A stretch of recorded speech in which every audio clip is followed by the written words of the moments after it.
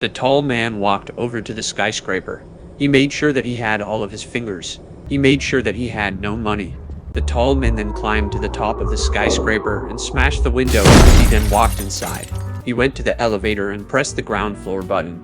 He waited for the doors to close, and then he pressed the button for the first floor. The doors of the elevator began to close. He knew that the elevator was broken, so there was no need to press the button. In fact, the elevator was only on its last legs, and he knew that he would have to get the elevator to the ground floor himself. The elevator doors began to close, and it slowly began to descend. He looked down at his hands. He was seeing himself getting old, and his wife had just left him for another man. The elevator came to a halt at the ground floor. Suddenly, he heard a ding. The elevator had reached the floor. The doors opened, and then there stood a young man, clad in a tuxedo and looking very much like a prince. The prince walked out of the elevator and smiled at the tall man. "Well," said the tall man. He then began to walk toward the door. The prince walked out of the elevator and followed him. "Follow me," said the prince. He then walked to a door which was marked bar.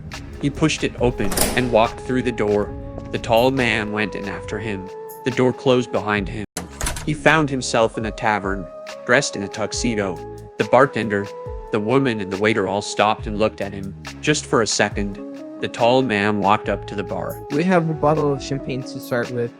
The tall man then went up to the bartender and grabbed him by the throat. The prince could tell that the tall man was more than just strong. The tall man, looking at the barman, then broke his neck with a single punch.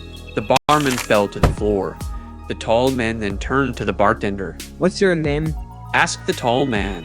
The bartender's body was still vibrating. A dagger, buried in his heart, was keeping him alive. "It's done today." The tall man walked over to the barman and pulled the dagger out of the barman's chest. The barman's body was still shaking, but he had stopped breathing. The tall man walked over to the young man and offered him a glass of champagne. The prince looked at the tall man. "Who are you?" he said. The tall man had not answered, but he looked like a royal person, so he must be royalty. He walked over to the tall man. "Are you Prince?" he began to say. "I'm His Majesty King Big Mike. My name is Mike, but you can call me Big."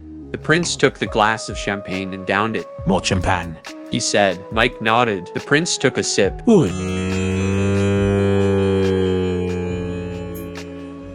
He then downed the remainder of the champagne. Mike raised the glass in the air and shouted, "To eternity." He then held the glass up to the window. A booming voice answered him. "To eternity, Big Mike." He then turned and shouted, "To eternity." again. A black limousine pulled up in front of the bar. The tall man walked over to the door and spoke to the driver. The limousine door opened and a man wearing a white tuxedo stepped out. "How are you doing, Big Mike?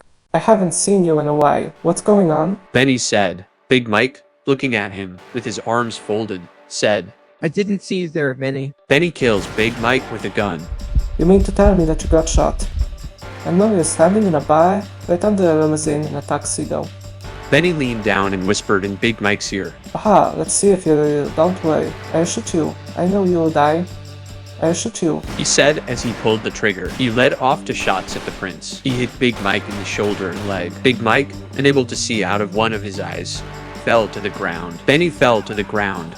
Mike then looked at the bartender and said, "Let's see if you're real, sis." The bartender's body was still vibrating. The dagger, buried in his heart, was keeping him alive.